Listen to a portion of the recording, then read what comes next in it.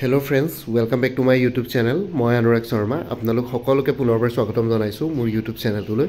আজি মই আপোনালোকৰ সন্মুখত এটা নতুন ভিডিঅলৈ উপস্থিত হৈছো আৰু আজিৰ ভিডিঅ'টোত শেহতীয়াকৈ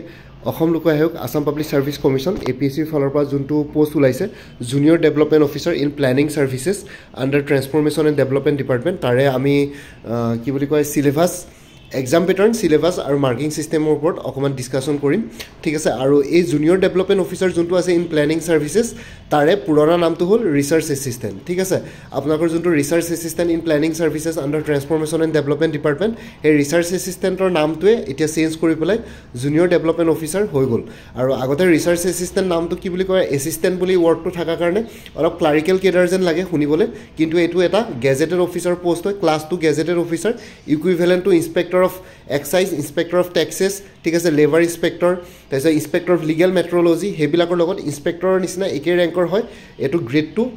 বা ক্লাছ 2 গেজেটেড অফিচাৰৰ পোষ্ট হয় আগৰ পুৰণা নামটো ৰিসাৰ্চ এসিস্ট্যান্ট আছিল এতিয়া নতুন নামটো জুনিয়ৰ ডেভেলপমেন্ট অফিচাৰ কৰি দিলে ঠিক আছে সো আজিৰ ভিডিঅ'টোৰ মেইন টপিক কিটা হ'ল এক্সাম পেটাৰ্ণ সিলেবাস আৰু marking system more or less যোনটো সিলেবাস আছিল বা এক্সাম পেটাৰ্ণ আছিল more or less হে একেটাই ফলো কৰা হ'ব কাৰণ অকল জাস্ট নামটো চেঞ্জ হৈছে বেলেগ একো চেঞ্জ হোৱা নাই আৰু আগতে যিসকলে ৰিসাৰ্চ এসিস্ট্যান্টত জয়েন কৰিছিল পৰীক্ষা ৰিসাৰ্চ এসিস্ট্যান্টৰ এক্সাম ক্লিয়াৰ কৰি পেলাই যিসকলে ডিপাৰ্টমেন্ট সমূহত জয়েন কৰিছিল planning and transformation and development department তাৰে গুটেইখিনিকে এতিয়া বৰ্তমান নামটো জুনিয়ৰ ডেভেলপমেন্ট অফিচাৰ হিচাপে চেঞ্জ কৰা হৈছে নামবিলাক এতিয়া বৰ্তমান তেওঁলোকক ৰিসাৰ্চ এসিস্ট্যান্ট নকৈ পেলাই জুনিয়ৰ ডেভেলপমেন্ট অফিচাৰ কয় আৰু ঠিক আছে আৰু এটা কথা ইম্পৰ্টেন্ট কথা কৈ দিছো এটোৰ পোষ্টিং অকল সেক্ৰেটাৰিয়েট বা গুৱাহাটীৰ হেডকোৱাৰ্টাৰত নহয় এটো অল আসামৰ গুটেইবিলাক ডিস্ট্ৰিক্টতে ট্ৰান্সফৰমেশন এণ্ড ডেভেলপমেন্ট ডিপাৰ্টমেন্ট আছে আন্ডাৰ দি কি বুলি কয় district commissioner so transformation and development ডিপাৰ্টমেন্টৰ প্ৰত্যেকখন ডিস্ট্ৰিক্টতে আছে যিকোনো ডিস্ট্ৰিক্টত আপোনালোকৰ পোষ্টিং হ'ব পাৰে আৰু এটো এটা ট্ৰান্সফাৰেবল জব হয় আপোনালোকৰ ট্ৰান্সফাৰ হৈ থাকিব মানে 2 বছৰৰ পৰা 4 বছৰৰ ভিতৰত আপোনালোকৰ ট্ৰান্সফাৰ হ'ব পাৰে এই চাকৰিটো ঠিক আছে আৰু ইয়াৰ আগতে যোনটো ওলাইছে research assistant in finance department হেতু আকৌ ইকোনমিক এফেয়াৰ্স ডিপাৰ্টমেন্ট আসাম সেক্ৰেটাৰিয়েটৰ আছিল কিন্তু এটো আকৌ completely transformation and development department transformation and development ডিপাৰ্টমেন্টটো প্ৰত্যেকখন ডিস্ট্ৰিক্টতে আছে হয়তো গুৱাহাটীত তেওঁলোকৰ হেডকোৱাৰ্টাৰ আছে বা ডাইৰেক্টৰেটটো আছে কিন্তু তথাপিতো আপোনালোকৰ পোষ্টিং য'ত যিকোনো জায়গাত হ'ব পাৰে আৰু এটো ট্ৰান্সফাৰেবল জব আপোনালোকে একে জায়গাতে ষ্টেবল হৈ থাকিম বুলি নাভাবিব ঠিক আছে এতিয়া বৰ্তমান আহি গলো এক্সাম পেটাৰ্ণ প্ৰথমতে এক্সাম পেটাৰ্ণ ডিসকাস কৰিম সিলেবাস ডিসকাস কৰিম তাৰ পিছত মাৰ্কিং সিস্টেমটো ডিসকাস কৰিম এক্সাম পেটাৰ্ণৰ লগত মই মাৰ্কিং সিস্টেমটো ডিসকাস কৰি দিম বাৰু সো এক্সাম পেটাৰ্ণত হৈ গল আপোনালোকৰ এটা স্টেজ থাকিব এটো পুৰণা যোনটো এক্সাম পেটাৰ্ণ আছিল হেতুৱে more or less এটোৱে ফলো কৰা হ'ব ৰিসাৰ্চ এসিস্ট্যান্টৰ কাৰণে ইয়াতকে চেঞ্জেস হ'ব নালাগে এক্সাম পেটাৰ্ণ ঠিক আছে সো ৰিটেন এক্সামিনেশন এটা হ'ব হেতু OMR বেস MCQ ফৰ্মেটৰ হ'ব মানে মাল্টিপল চইচ কোৱেশ্চনছ আহিব 200 মাৰ্কছৰ এখন কোৱেশ্চন পেপাৰ থাকিব তাতে 100টা কোৱেশ্চনছ থাকিব পাৰ কোৱেশ্চন 2 মাৰ্কছকে থাকিব আৰু কেতিয়াবা এনেকুৱা হ'ব পাৰে কিছুমান কোৱেশ্চনত ধৰক মই এনে জাস্ট এক্সাম্পল দিছো APSCৰ কিছুমান কোৱেশ্চন ধৰক কেতিয়াবা এক্সাম বিলাকৰ পেটাৰ্ণ এনেকুৱা হ'ব পাৰে যে কিছুমান কোৱেশ্চনত 1 মাৰ্ক থাকিব পাৰে কিছুমান কোৱেশ্চনত 2 মাৰ্কছ থাকিব পাৰে কিন্তু ৰিসাৰ্চ এসিস্ট্যান্টত মেবি ইউনিফৰ্মিটি হ'ব আগতে যেটো ইউনিফৰ্ম আছিল 100টা কোৱেশ্চনৰ এগেইনষ্ট 200 মাৰ্কছ থাকিব মানে পাৰ কোৱেশ্চন 2 মাৰ্কছকে থাকিব ঠিক আছে আৰু ৰিটেন এক্সামিনেশনৰ যেতিয়া আপোনালোকে কোৱালিফাই কৰিব বা ৰিটেন এক্সামিনেশনৰ যেতিয়া আপোনালোকে cut off marks to clear কৰিব তাৰ পিছত আপোনালোকৰ নেক্সট স্টেজ আহি যাব ভাইভা বস বা ইন্টাৰভিউ ঠিক আছে ইয়াতে ভাইভা বস ইন্টাৰভিউ হোৱাৰ মেইন কাৰণ এটোৱে যে এটো এটা গেজেটেড পোষ্ট হয় আৰু গেজেটেড অফিচাৰৰ কাৰণে ৰিক্ৰুটমেন্ট কৰোতে কেতিয়াও ইন্টাৰভিউ নোহোৱাকে ৰিক্ৰুট কৰিব নোৱাৰে হেতু এটা এক্সামিনেশন ৰুলছ হয় বা ৰিক্ৰুটমেন্ট ৰুলছ হয় ঠিক আছে সো ইয়াতে সেকেন্ড স্টেজত ইন্টাৰভিউ থাকিব ভাইভা বস বা ইন্টাৰভিউ সো ইন্টাৰভিউত আপোনালোকৰ 24.4 মাৰ্কস থাকিব ঠিক আছে APSCৰ নতুন ৰুলছ অনুসৰি এমেন্ডমেন্ট ৰুলছৰ মতে ৰিটেন এক্সামিনেশনত যিমান মাৰ্কস থাকে তাৰে 12.2% ইন্টাৰভিউত থাকিব লাগিব 12.2%তকৈ বেছি মাৰ্কস হ'ব নালাগিব সো এই ইয়াৰে যোনটো ৰিসাৰ্চ এসিস্ট্যান্টৰ ইন্টাৰভিউ আছে হেতু 24.4 মাৰ্কস থাকে এটা 24.4 মাৰ্কসটো তেওঁলোকে কেনেকুৱা ধৰণে নাই মাৰ্কস এজাইন কৰে ইন্টাৰভিউ যিসকলে দিবগে তেওঁলোকক দিছিলেগে বা দিবগে তেওঁলোকক কেনেকৈ এজাইন কৰে হেতু পেনেলৰ ওপৰত ডিপেন্ড কৰিব বোৰ্ড মেম্বাৰছ বিলাকৰ ওপৰত ডিপেন্ড কৰিব কেনেকুৱা ধৰণে কৰে কিন্তু ইন্টাৰভিউ ভাইভা বসত আপোনালোকৰ 24.4 মাৰ্কস থাকিব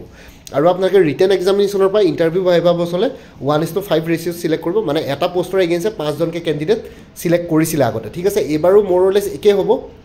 খুব বেছি 5টাৰ জেগাত এবাৰ মেবি 3জনকৈ ল'ব পাৰে ঠিক আছে সেই তেনেকুৱা সৰু সুৰা কিবা কিবি চেঞ্জেছ আহিব পাৰে মেজৰ চেঞ্জেছ একো নাহে ৰিক্ৰুইটমেণ্ট প্ৰচেছটোত বা এক্সাম পেটাৰ্ণটোত বা সিলেকশ্যন প্ৰচিডিউৰটোত ঠিক আছে চ' মই সেইটো কথা কৈ দিছোঁ আগতে 1:5 ৰেচিঅ'ত লৈছিলে এতিয়া ছাপ'জ এইবাৰ টোটেল পোষ্ট আছে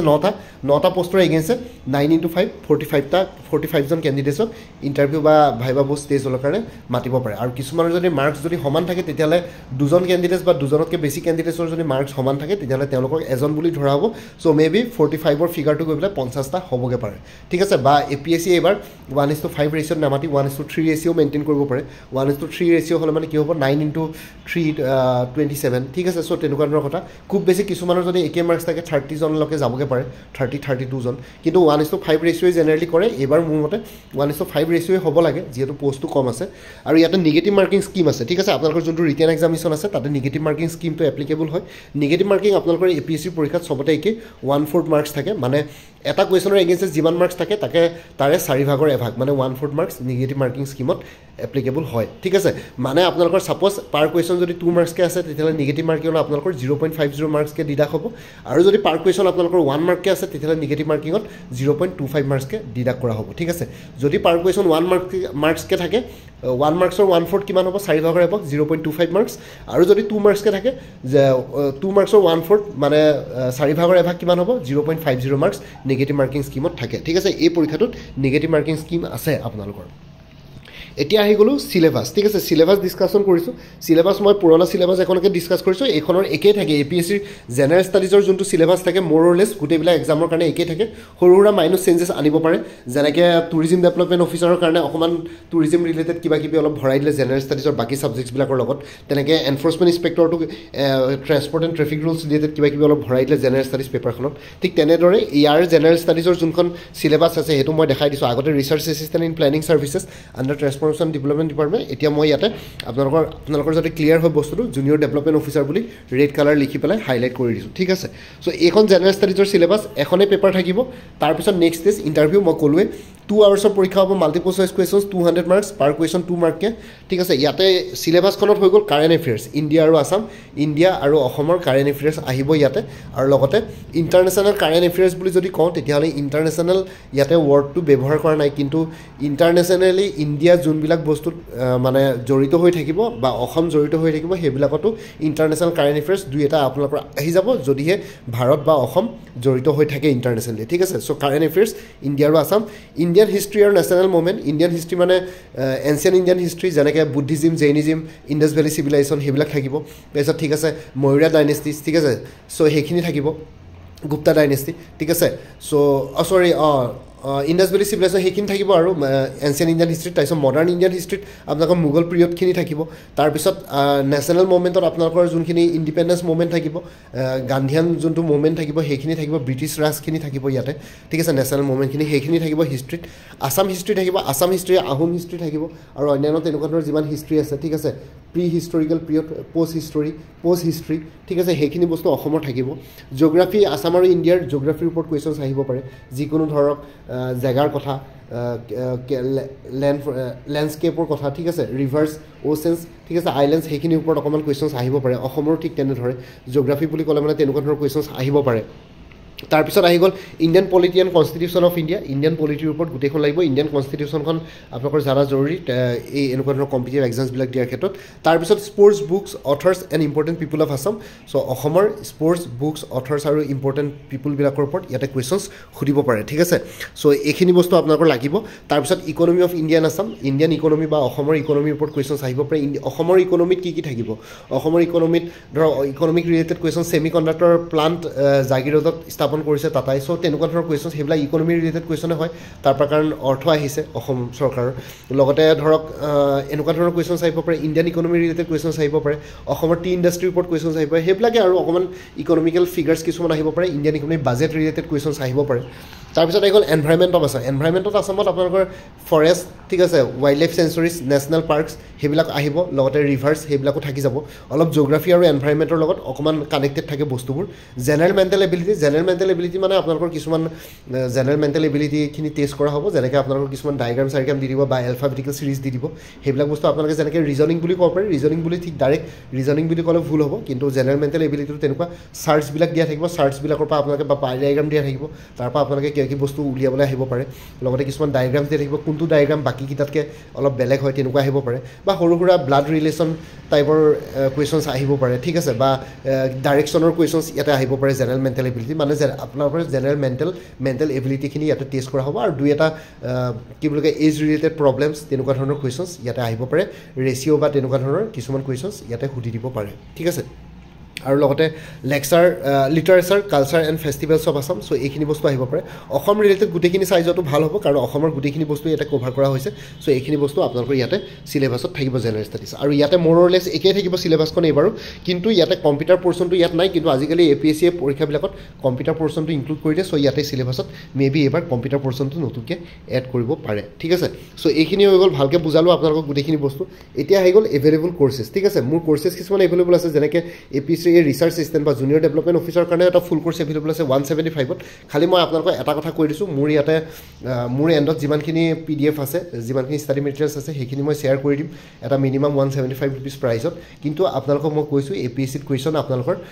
ষ্টেটমেণ্ট বেছ কুৱেশ্যনছ আজিকালি বেছিকৈ আহে আৰু কোৰ্চবিলাকত ষ্টেটমেণ্ট বেছ কুৱেশ্যনছ কভাৰ কৰি পেলাই গোটেই ফুল কোৰ্চ কভাৰ কৰাটো পচিবল নহয় সেইটো কাৰণে ছিংগুল লাইনৰ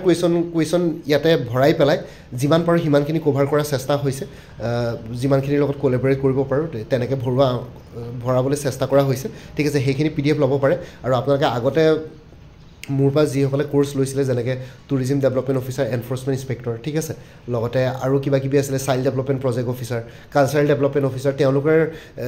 পৰীক্ষা দি পেলাই আহি পেলাই ফিডবেক দিছে যে ডাইৰেক্ট কুৱেশ্যনছবিলাকতো আপোনাৰ ডাইৰেক্ট কুৱেশ্যনছ এতিয়া ধৰক ষ্টেটমেণ্ট বেছ কুৱেশ্যনত এটা কুৱেশ্যনতে দীঘলকৈ থাকে কিন্তু ডাইৰেক্ট কুৱেশ্যনছবিলাকত 3-4টা ডাইৰেক্ট কুৱেশ্যনছৰ এগেইনষ্টে ষ্টেটমেণ্ট বেছ কুৱেশ্যনছ ইয়াতে বনাব পৰা যায় চ' সেইটো কাৰণে আপোনালোকে ডাইৰেক্ট কুৱেশ্যনছ পঢ়ি গ'লেও ষ্টেটমেণ্ট বেছ কুৱেশ্যনছবিলাক দিবৰ কাৰণে সহায় হ'ব কিন্তু কথাটো হ'ল মই এইটো কথা ক'ম যে আপোনালোকে প্ৰথমতে থৰলি কিতাপ পঢ়ি ল'ব তাৰপিছত আপোনালোকে কিতাপখিনিৰ লগতে এইখিনি মেটেৰিয়েলছো লৈ ল'ব তেতিয়া আপোনালোকে